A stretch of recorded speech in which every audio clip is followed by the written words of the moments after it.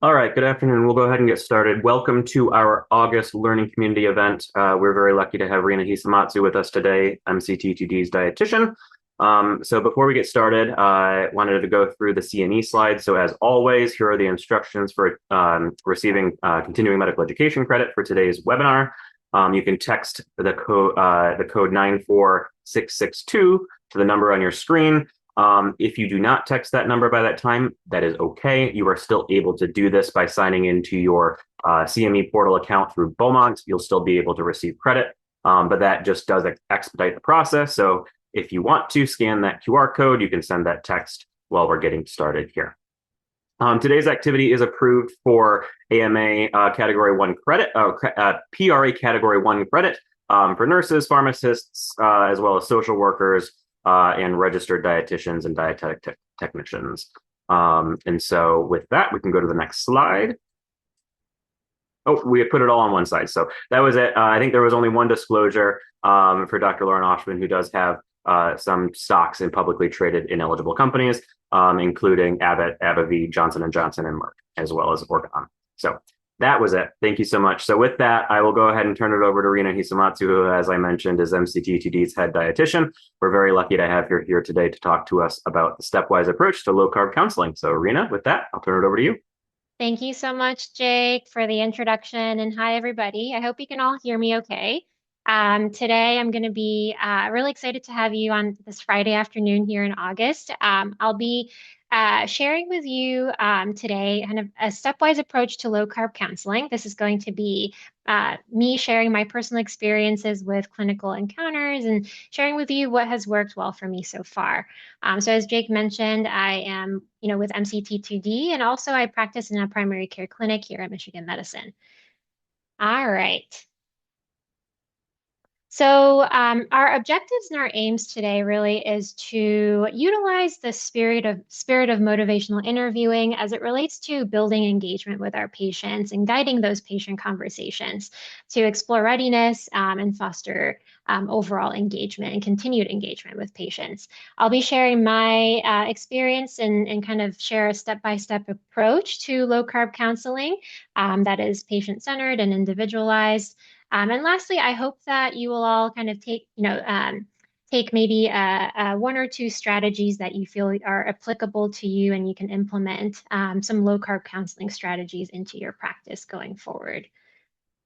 All right. So with that, I always like to start with, before we go into these steps, step zero really is convincing you all, the clinician, right? Why should anyone care about this? Why it's worth your time? Um, and, we know that, low carbohydrate diets have been heavily researched over many years now. The right amount of carbohydrate intake for people with type 2 diabetes has been a focus of research for many years. There are many studies now that are published showing really how effective low carbohydrate eating patterns can be for type 2 diabetes management. This paper that I'm highlighting here, this is a systematic review and meta-analysis of published and unpublished data of RCT trials, comparing low carb diet interventions against control here, comparing against low fat diets in patients with type 2 diabetes. And what we see, or what the authors had found here in this study, is that around at the 6-month mark, low carb diets tend to be advantageous in terms of higher diabetes remission rates, greater weight loss, greater reduction in diabetes medications, improved cardiovascular markers as well. And while these advantages, while they diminish at that sort of 1 year or 12-month mark, which is pretty consistent with other reviews, it is important to recognize that sustainability really depends, I think, on the subjective experience of the individual. And so this tends to be, I believe, one of the limitations of randomized trials, especially in nutrition studies that compare different diets. When we kind of look at real world settings, such as this example of a continuous care intervention of a very low carb diet, this was a study led by Virta Health. We see pretty high retention rates of participants across 5 years. So in this particular study, there was close to 50% retention rate at that 5-year mark. And 20% of those participants sustained remission, sustained cardiometabolic improvements, and about a third of them were able to achieve what they consider diabetes reversal. And so when I think about the why of this, the authors really kind of discuss this in this paper, really the importance of the self-selection part, where patients are opting in to this lifestyle approach, enjoyment of the lifestyle changes, and really kind of seeing those results or improvements in their health is a huge motivating factor for patients as well. And importantly, that continued and sustained support from the care team and the intervention is really imperative to the success as well. Furthermore, we know that nutritional ketosis has several well-documented benefits in the literature, including reduced body weight and glycemia, improvement in body composition via preservation of lean mass, improvements in cardiovascular markers, and reducing blood pressure, improvement in cognitive function and neuroprotective effects, as well as reductions in oxidative stress and inflammation. So I hope that with that, we can kind of, set the stage of, this is one of the evidence-based strategies that may be applicable to share with patients. So with that, let's get into it. How do we bring this approach to the table? And so really kind of step one is identifying your conversation style. How are we building rapport and how are we engaging with our patients? Essentially getting to know our patients. So self-management strategies, I believe, really remains the central element in diabetes treatment to help prevent or delay the onset of diabetes-related complications. In the setting of many chronic diseases, lifestyle is a very influential factor. And our patients play a central role in their treatment due to the fact that they have a daily responsibility in their behavior choices and activities on a day-to-day basis. I think that, part of our job as clinicians is really in a way, convincing our patients, right? Why it's important, why it matters, and how they can take charge of their own health. Specifically, when it comes to talking about nutrition, how we approach this topic is also really critical because food plays, can be a defining part of one's culture. It can be deeply personal. We each have our own experiences, stories, and connections to food. So, so in this case, then, how can we set up our patients for success in the little time that we have so that patients can take the lead in identifying their motivations and come up with their personal behavior change strategies? And I believe that's where MI can really be beneficial. So MI, or motivational interviewing, may not be a new concept to most of you these days. It was originally developed as in the addiction and psychology field, but this counseling style is increasingly being advocated in other areas of healthcare, such as primary care. It's not always applicable in every situation, nor is it appropriate to use in every visit or with every patient. In the case of low-carb dietary counseling, I believe that MI is a really, effective way to understand and draw out our patients' motivations, understand their health goals, whether they want to make a dietary change, and assess that readiness to do so. It's really conversational, right? It's kind of like having a cup of coffee with, catching up with your old friend over coffee. And so our goal today is not for you to leave here as experts of MI, but really to understand the spirit and some of the techniques of MI that you feel can be applicable and practical in your everyday practice. In terms of the spirit of MI, empathy is always at the heart set, right? And surrounding empathy is going to be things such as the partnership, acceptance, compassion, and empowerment.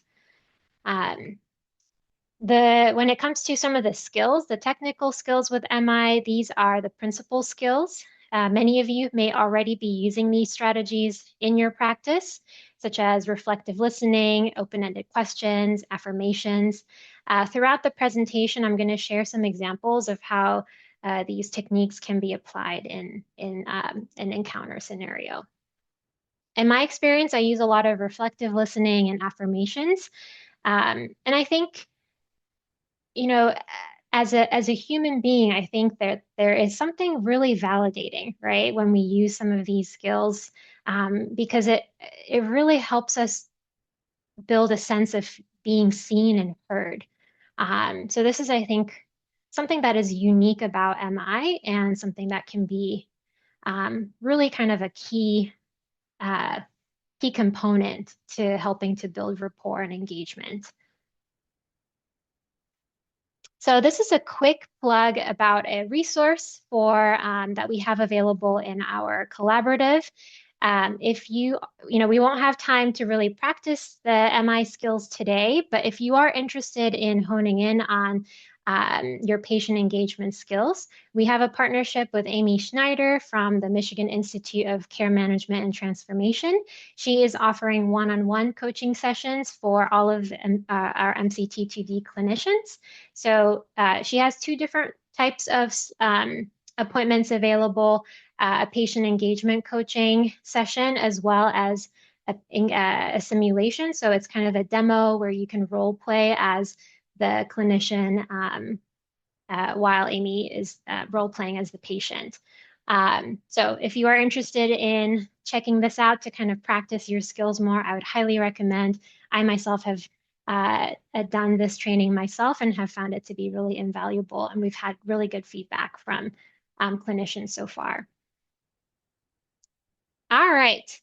So step two is going to be about really eliciting our patient goals and values. So essentially, what is our patient's health goals? What's their why? And what motivates them? So honing in on what they want to focus on at that session with you, during the clinical encounter. And this is one of the most applicable areas where I think you can use these MI techniques. Unlike visits with a dietitian that is, almost guaranteed to be nutrition related, it's that guarantee may not always be that guarantee may not always be there for patients. In your visits, right? They may not always want to talk about nutrition, especially when there are other pressing issues to address during during the time that you have. Thus, I believe that agenda setting can be a really helpful way to set the stage with your patient and increase the effectiveness of your visits. I also find it helpful to let our patients know at the beginning of the session how much time we have for the visit. And that helps both myself and the patient stay on track with the time and helps you to really focus in on one area to discuss. And really, no matter which topic your patient chooses, there are always practical strategies that can be discussed that can help your patients with improving and managing their diabetes. Today, we're going to focus our conversation on the topic of nutrition and really take a deeper dive into some of those low carb counseling strategies. Hopefully that you will feel a little bit more confident in using this tool in your practice going forward.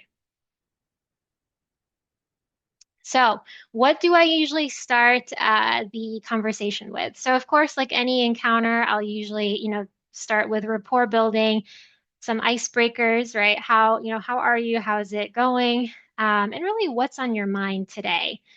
So, the way that I like to focus in on the visit is, providing some ways to kind of hone in and identify the agenda. These are some examples of focusing questions using open-ended questions. Here we highlight the positives, so what's going well, and also open the floor to address, what isn't maybe going as well or some challenges. You might often hear me say, to patients, your health is really important, and I want to make sure that we have time to discuss a topic that is meaningful to you, right? So where would you want to focus our attention on today regarding your diabetes care? Other times, for nutrition visits, I'll simply ask, what are you looking for, from a nutrition perspective? What are you interested in exploring or deep diving today? in terms of nutrition.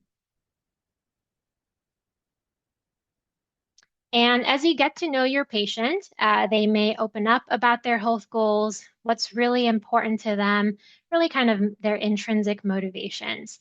And oftentimes these goals can be connected back to lifestyle habits and nutrition habits as well. So I'm really always listening in to what the patients are telling us about. So, as you are having your conversation, I want you all to kind of listen in for that change talk. What is change talk exactly, right? Change talk is any type of speech that favors movement towards a particular change or action, and it also includes ambivalence. Listening in for change talk and trying to pick up those verbal cues or dialogues can really be a good way to identify speech that favors change. Some examples of phrases that you might hear. So these are examples of the preparatory stage, um, you know, language that shows desire, ability, reason, or need. For example, you might hear patients saying, I think I could do better with improving my food choices. It would really be great if I can improve my A1C, which is a desire or want. I know this isn't working for me. I know I need to make some changes, or reasons for wanting to make a change.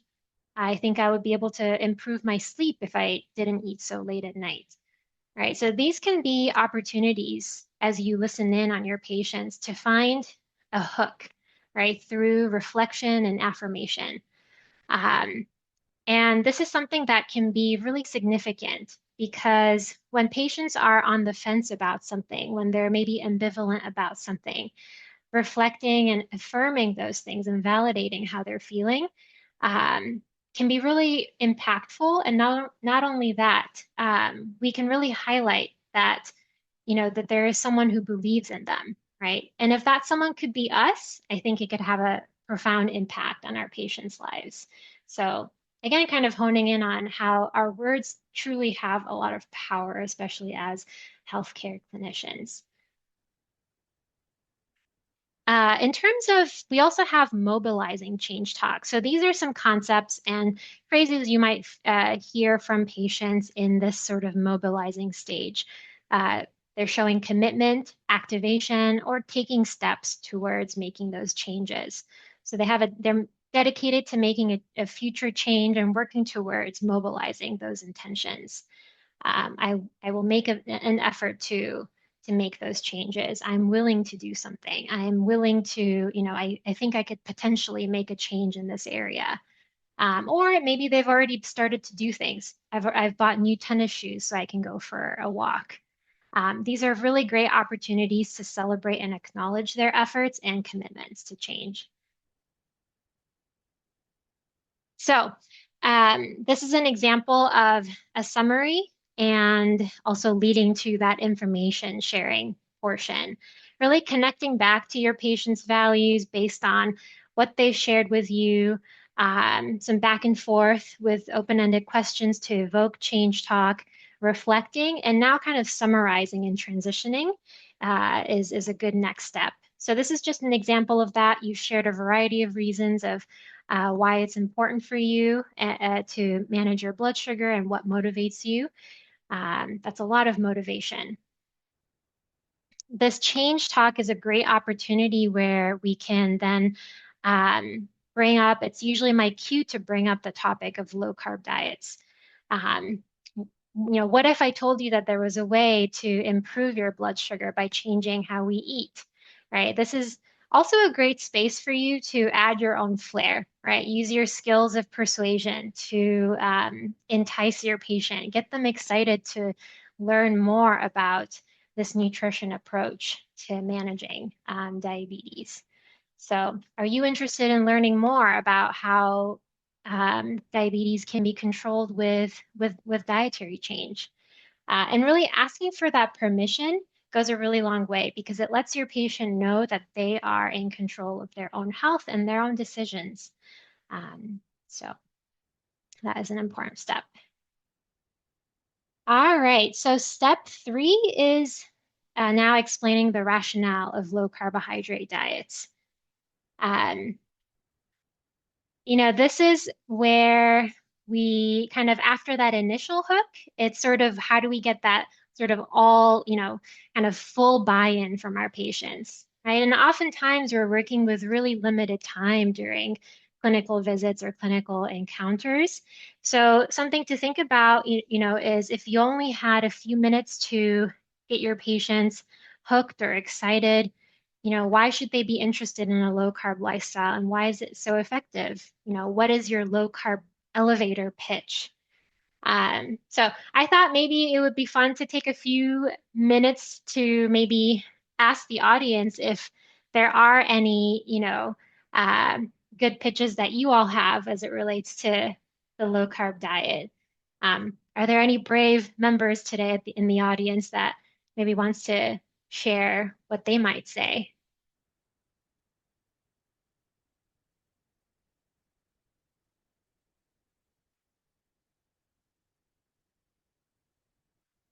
All right, we've got a bit of a quiet group today. Let me see if there's anything in the chat. All right. So my pitch usually, something that I will typically start with is something along the lines of the low carb diet. So, hey, the low carb diet has been shown to be really effective for some people as a strategy to improve, your overall metabolic health and also achieve weight loss. The key here is to keep it simple and navigate the questions as you go, right? Some patients will want a really simplified definition and kind of just a quick one or two liner, to convince them. Other patients will really want to know more of the science and the nitty-gritty details. So in those cases, it can be helpful to use, visuals like this as a reference. This is something that I use often in my presentations, but also when I'm, having conversations with patients, explaining the why. So really honing in on strategies that, dietary or reducing sort of the how often our insulin spikes and kind of reducing our overall insulin levels can have downstream effects to impact how we utilize energy and utilize those energy stores. And it can help to support in weight loss, specifically uh, fat around the liver and pancreas, which can have an impact on improving our insulin sensitivity, reducing insulin resistance. I also created just kind of a fun visual here. Again, some patients may want to know more about insulin and its role in diabetes. So sometimes we may, find it helpful to address how, what insulin does and its role and how it regulates how we use or store energy. So this is just a simplified, definition that might be helpful to reference in your patient visits. Again, this is a little bit more about diabetes and kind of connecting that or linking that to hyperinsulinemia, insulin resistance, which are two characteristics of type 2 diabetes. And so really kind of stating here that, reducing our dietary carbohydrate intake can help us not only to directly lower our blood sugar levels, but it can help to have downstream effects on lowering our insulin levels and help how our body is regulating energy more and help us to regulate that energy more effectively. This is also a great starter tool, something that I use very often as a point of care tool for patients as I'm explaining the why. So because I do mainly virtual visits, I'll usually share my screen showing this one-pager guide. And I like to kind of walk through some of the key points to provide that education. The nice thing about this one pager is that it compares sort of the high carb to low carb meals. It has simplified explanations of insulin, carbs, blood sugar. And we also created recently a low carb one pager that's tailored to Hispanic cuisine. So again, this can be printed or can be viewed online as well. All right. So hopefully once we've drawn that attention and hopefully got our patients hooked to or maybe gain their interest to try this approach out, the next step really is to share those resources with them to help them get started.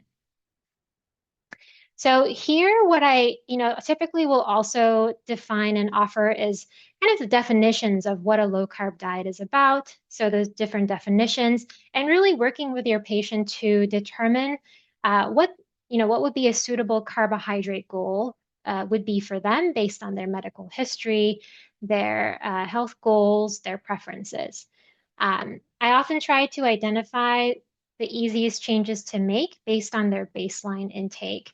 Many patients will find that a low carb diet is more their preference and easier to sustain.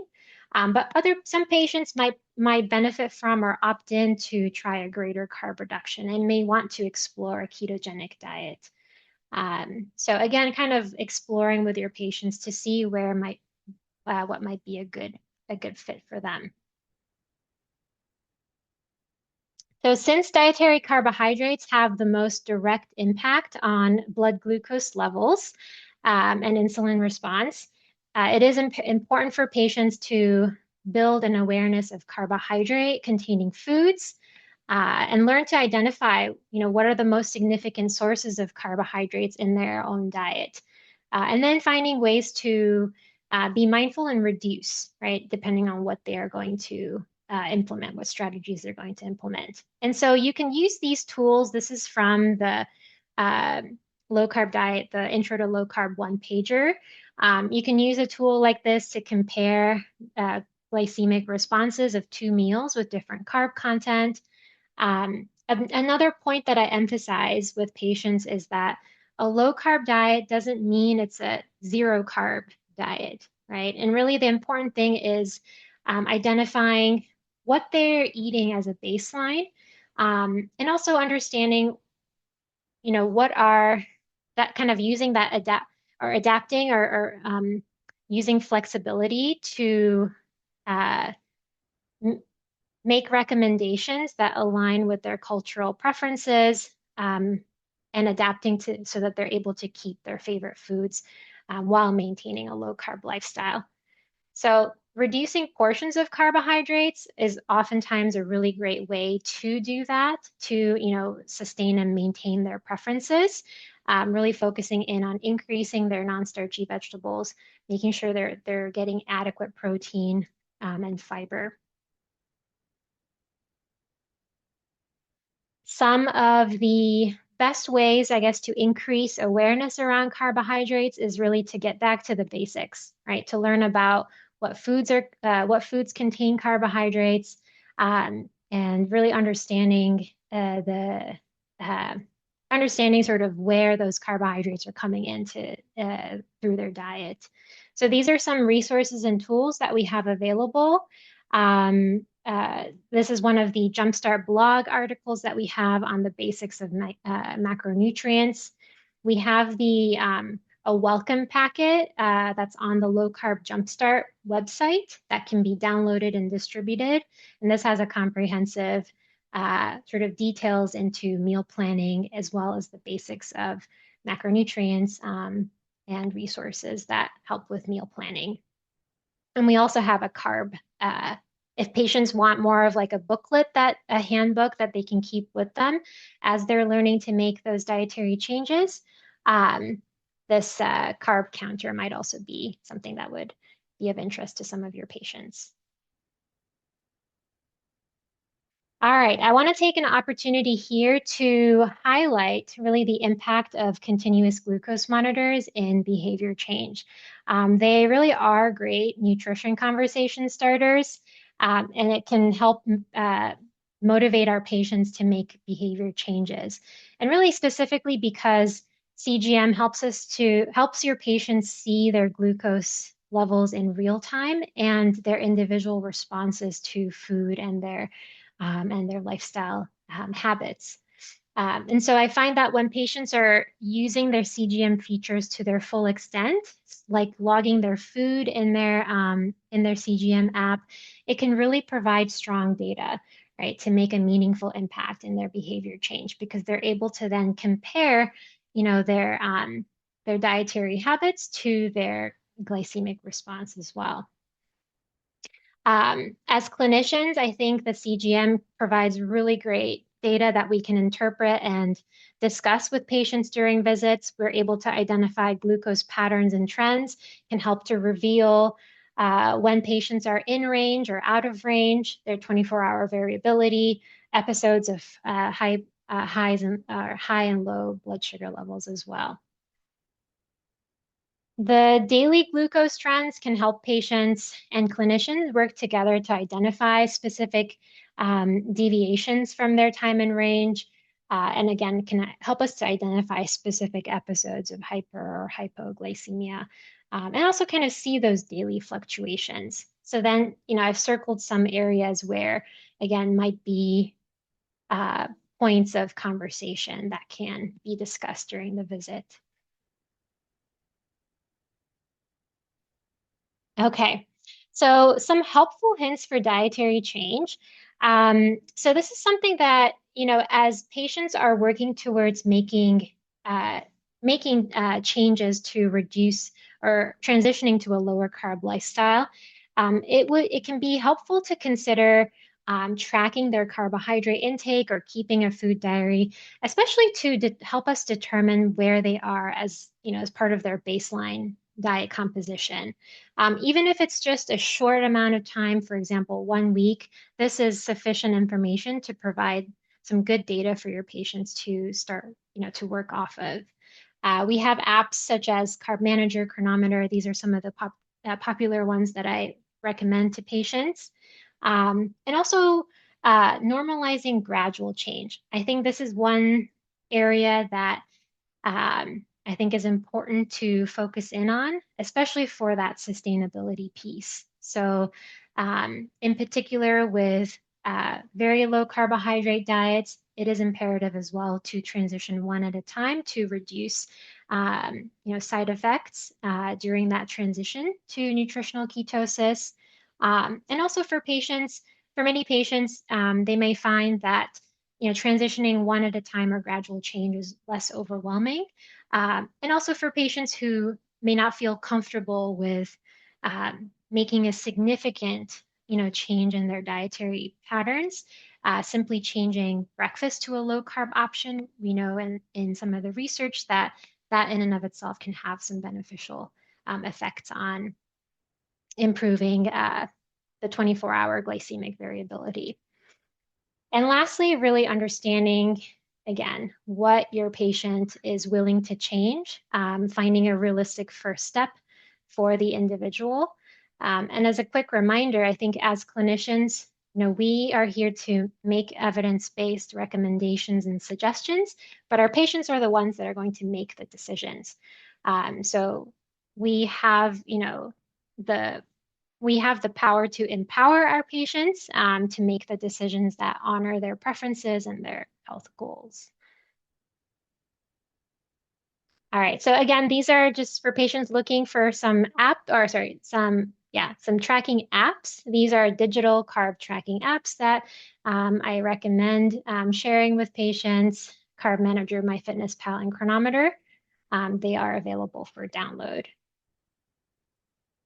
These are printable tracking tools, again, to be helpful for folks who prefer, the pen and paper method, and also if they're tracking for a short period of time, a few days to a week, something like a paper handout can be much easier to do as well, and can be brought into clinic for you to review with the clinician, or for patients to review with the clinician.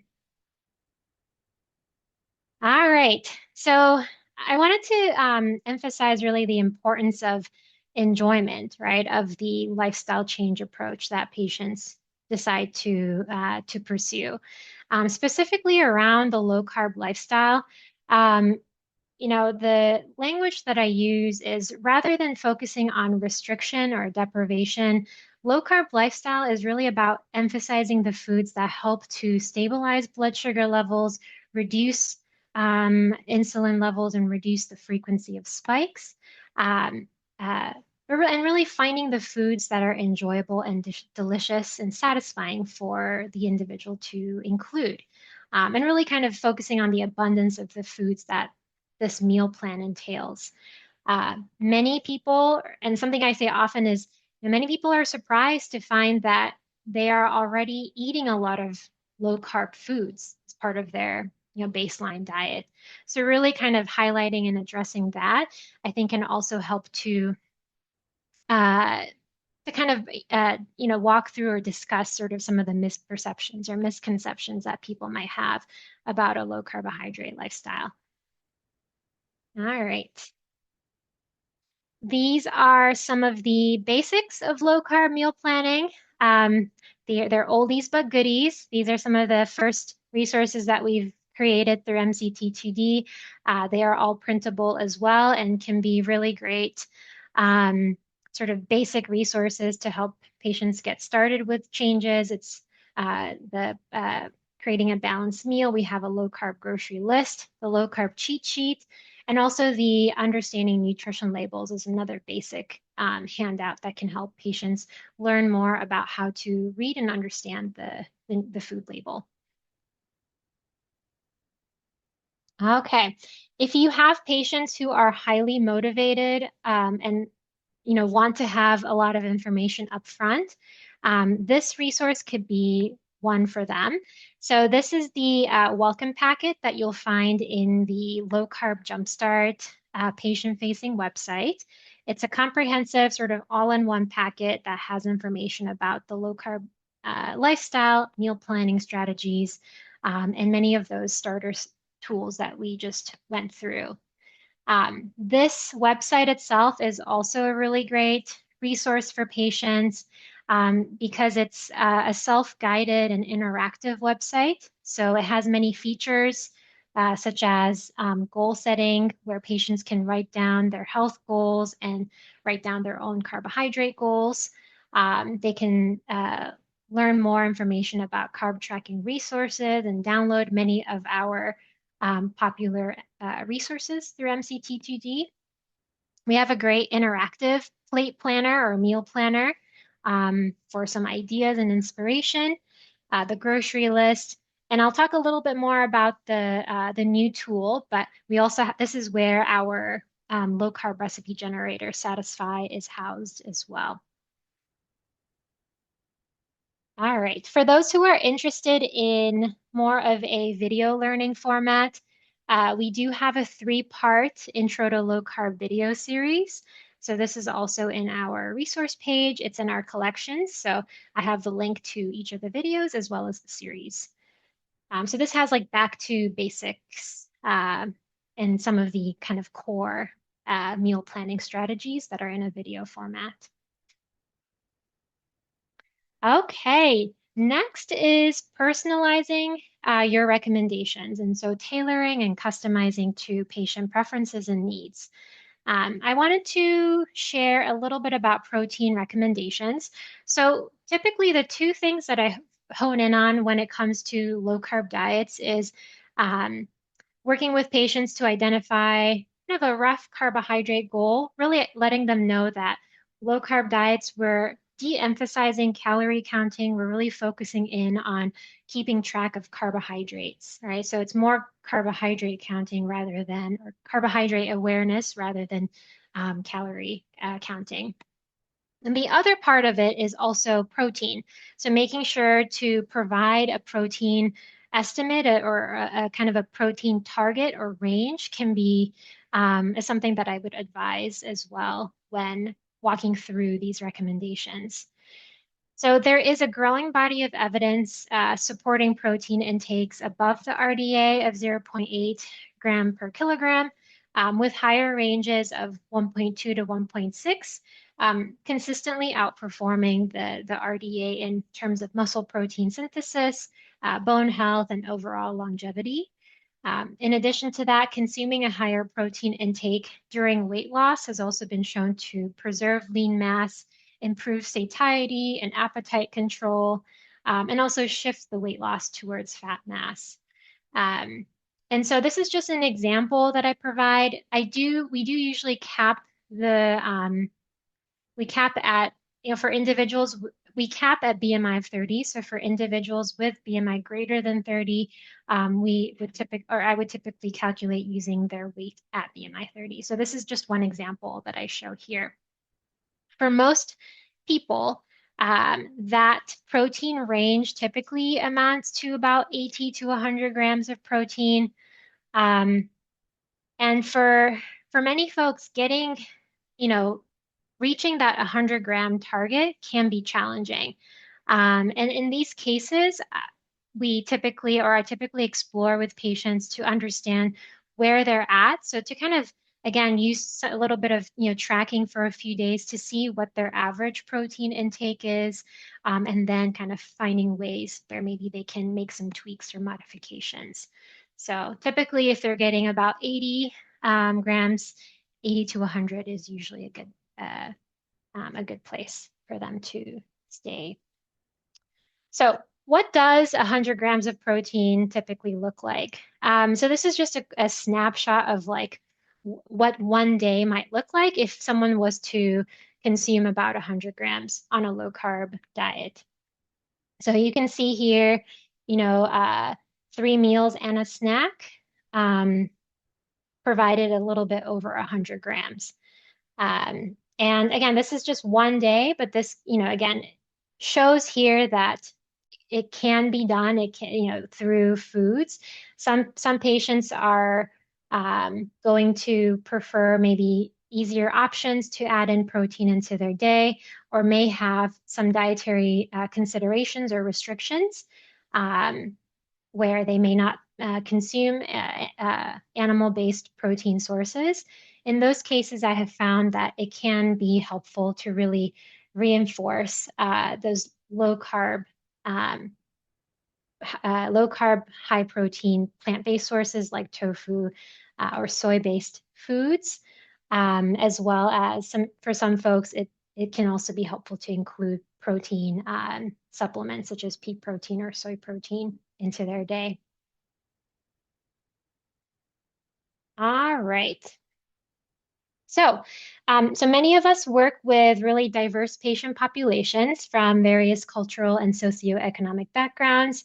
Many traditional diets around the world have high carbohydrate staples. And so I find that working together with patients to reduce their portions can be more salient advice than eliminating the carbs altogether. In addition to that, really reinforcing and encouraging them to increase their intake of non-starchy vegetables, making sure that they're getting adequate protein intake, increasing healthy fats and dairy foods to create balanced low carb meals. So essentially kind of tweaking and adjusting their ratios of different food groups. Okay, so I wanted to highlight here, this is a new resource, the Satisfy, which is our low carb recipe generator. Big credit goes to our amazing team members, Julian and Kit, for the creation of this tool. We heard from the collaborative that they wanted some more options that were flexible to fit with cultural and dietary preferences for their patient populations. So in response to that, we created a tool that helps to generate custom recipes based on the user inputs. We also have a validation feature using the USDA food database. We've had some really great feedback so far. It's been well received. These are just some highlights from a clinician survey requesting feedback about the Satisfy tool. So we can see here that most of those respondents said that they were very satisfied or found satisfied to be very easy to use. Over 75% said that they feel this tool would help their patients sustain a low carb lifestyle. And many of them said that they would be likely to implement this tool into their practice.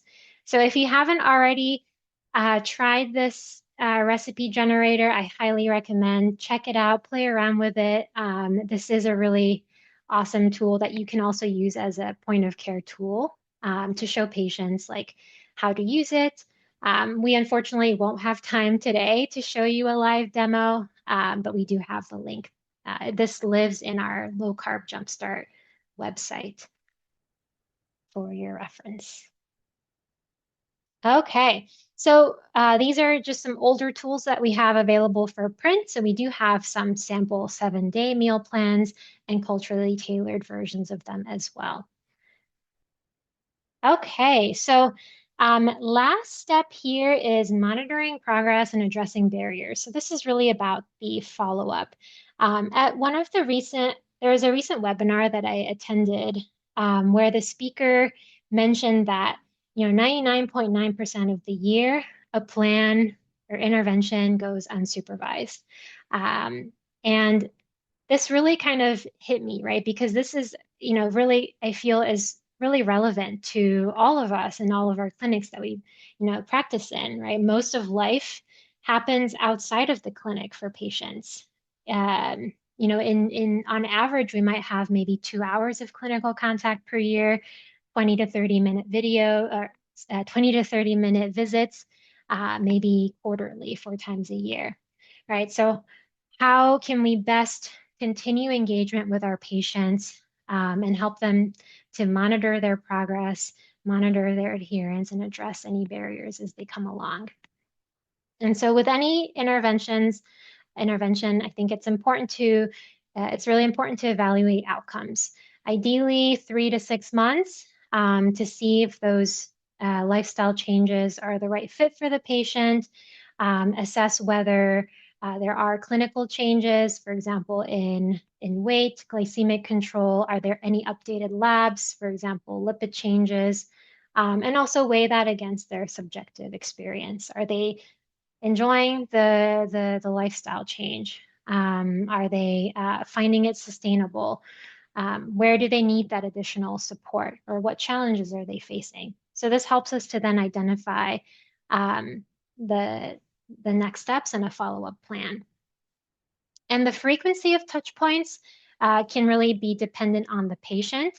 I find it's helpful to start with high frequency contact earlier in the earlier stages. So for the first 3 to 6 months.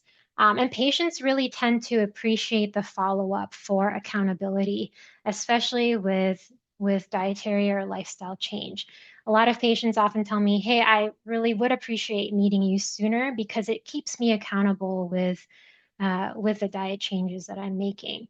So that's something to consider if that's available, for access within your clinic, or perhaps collaborating with other team members in your clinic to partner on the follow-up plan. And if things are going okay, that's great. And I think contact can also be reduced and reevaluated if a barrier is recognized. So emotional eating is or using food to cope is a very, very common behavior. It's one of the most accessible, it's socially acceptable, and it's a reinforcing way to self-soothe. It's not necessarily a problem, I don't think, to have emotional connections to food, but the challenge, right, arises when that habit becomes the primary mode of stress relief. And that's when it can start to feel like you are stuck in a cycle.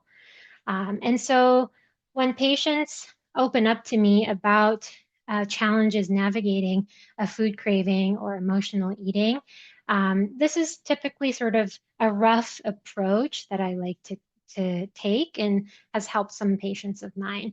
So, of course, identifying, kind of diving, exploring what the problem or trigger is, determining whether it's short-term or long-term, and assess first and foremost whether the patients are getting adequate nourishment. This is a huge priority because the questions around, are they eating enough, right? Are they skipping meals? Are they getting enough nourishment so that they're fueling their body to go about their day? Are they getting enough protein? So sometimes going back to some of those prior targets that we talked about can be important components or areas to address first and foremost, because that can ensure that patients are feeling satiated, or it has impact on their satiety as well. Once the kind of baseline nutrient intake is assessed, we might explore potential alternatives or solutions, ideas to navigate those barriers. So we can think of examples like food related coping mechanisms, or I've linked a couple of things here, one of them being an article written by a dietitian, which I thought was really fantastic. She had some great ideas about how to navigate stressors or emotional eating with um, non-food related coping strategies. So that was a really awesome resource that I thought I wanted to share with everyone. And sometimes patients also, prefer some ideas, right? So a common food craving that I hear from patients is a craving for sweets or carbs. And so exploring and just brainstorming with patients about some ideas for maybe lower carb desserts that they can, try out or consider exploring, that can sometimes be really beneficial and help your patients to feel satisfied. Um, and also determining, it's also okay to have desserts from time to time as well. So that is always an option. And, some elements or things that I often like to share with folks is really the importance of practicing self-compassion. Um, Encouraging patients to focus on shifting their mindset away from that all or nothing approach, and remind patients that they have agency to make their own decisions, setting realistic goals and expectations, and also giving them permission to enjoy social events, holidays, or special occasions like that. And remind them to be intentional with their plan, or have a plan to get back to their health intentions. And also, lastly, really the importance of bringing awareness, right, when emotions are taking the driver's seat in our behaviors and decisions. And when we notice certain habits are negatively impacting our health, then, kind of thinking about ways or considering possible ways to adjust those habits or seeking additional support as needed. All right.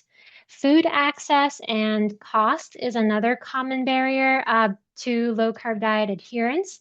We do have several resources to support patients with meal planning and shopping on a budget, including our Jumpstart blog, the Dollar Store Roundup, which has some great ideas for low carb foods found at the dollar store.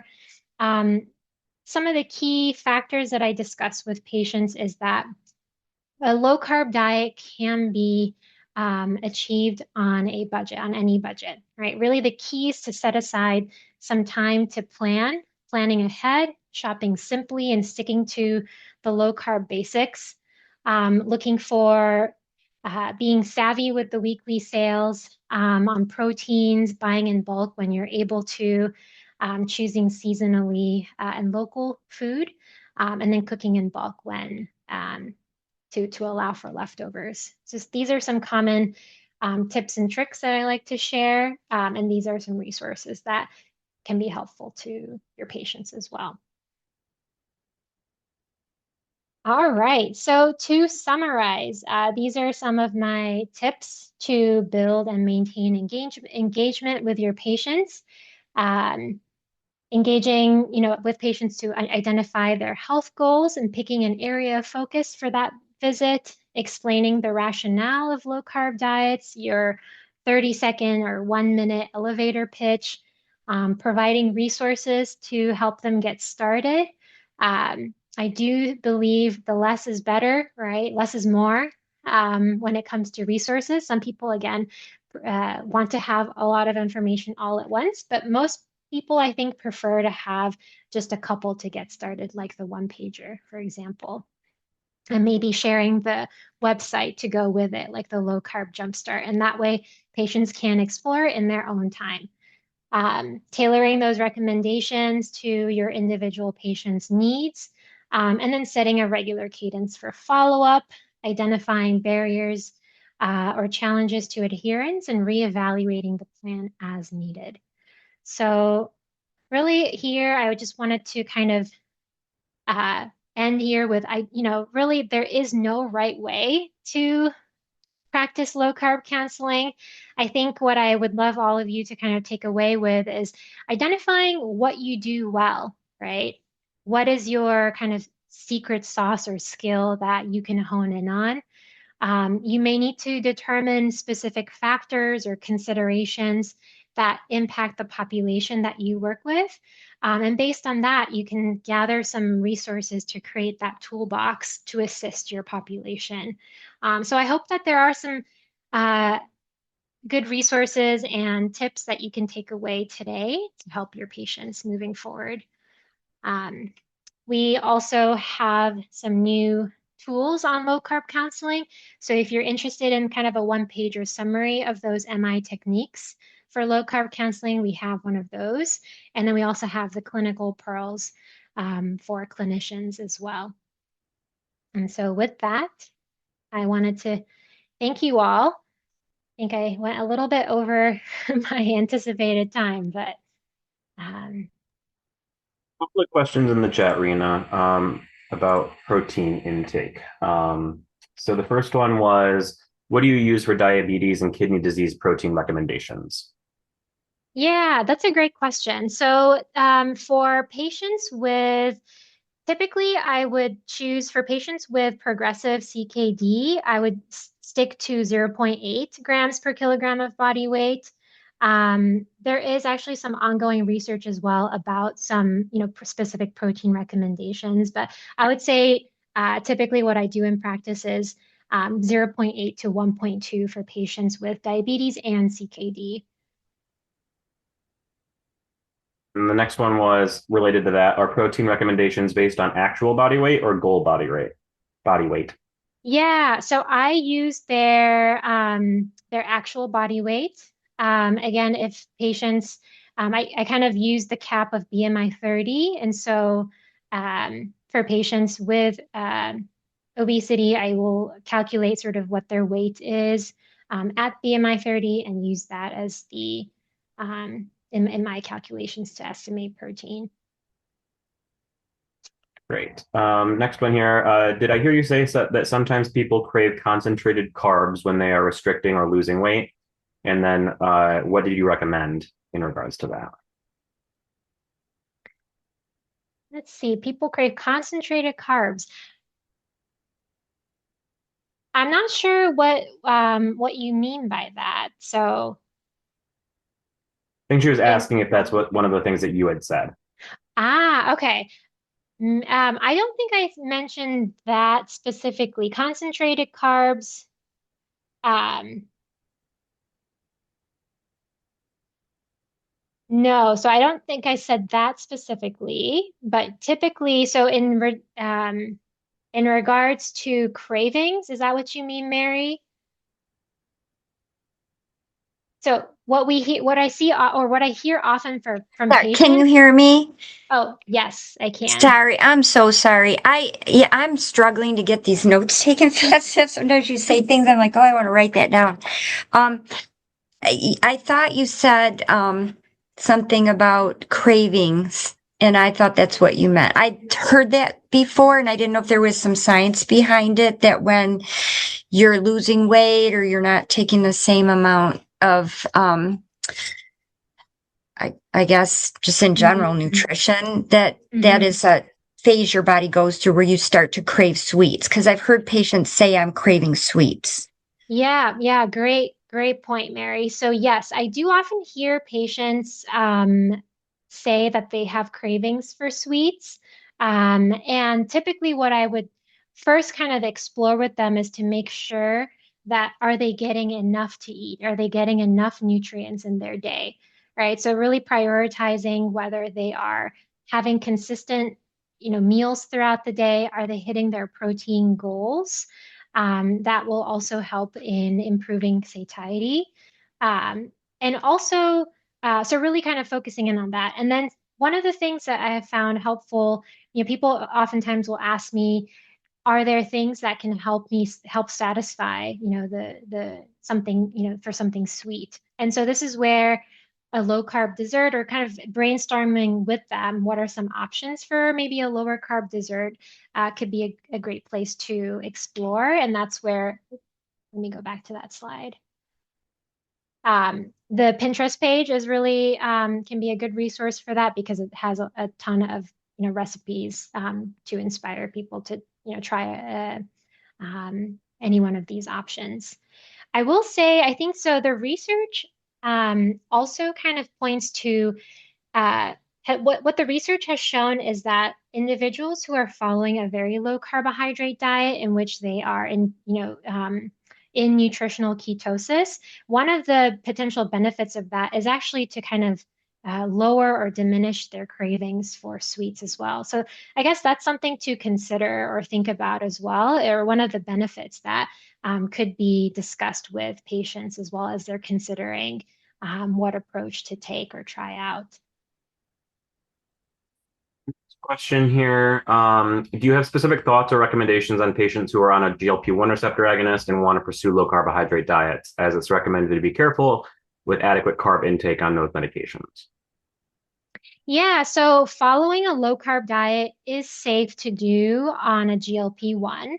But the important thing while on a GLP-1 is, again, kind of going back to the basics of consistent and regular eating patterns. Because of the impact of GLP-1s on slowing down gastric emptying, reducing appetite, I have found that it's imperative to work together with patients to reinforce the importance of scheduling, kind of building that structure in their day, making sure that they are not missing out on sort of those key nutrients like protein, and nutrient-dense foods like vegetables, fruits, etc., in those amounts that are based on their carb goals. So really honing in on structure and regularity of eating, I think, is key for patients who are on a GLP-1 in tandem with a low carb lifestyle. Thank you. I appreciate that. Absolutely. I think last question that we have in the chat currently is just a clarifying question. Did you say 1.2 grams per kilogram in reference to protein per body weight, pertaining to recommendations for patients with CKD? Yeah, for patients with CKD, I would typically recommend 0.8 to 1.2. Yeah. So between 0.8 and 1.2. Correct. Yes, 0.8. Yep. Thank you. All right. Does anybody else have any other questions? We are at 1:03. Obviously, feel free to drop if you need to run to your next meeting. But we'll hang out for another minute or two if there are other questions that pop up. Thank you all so much. Thank you. Thank you all so much. Have a great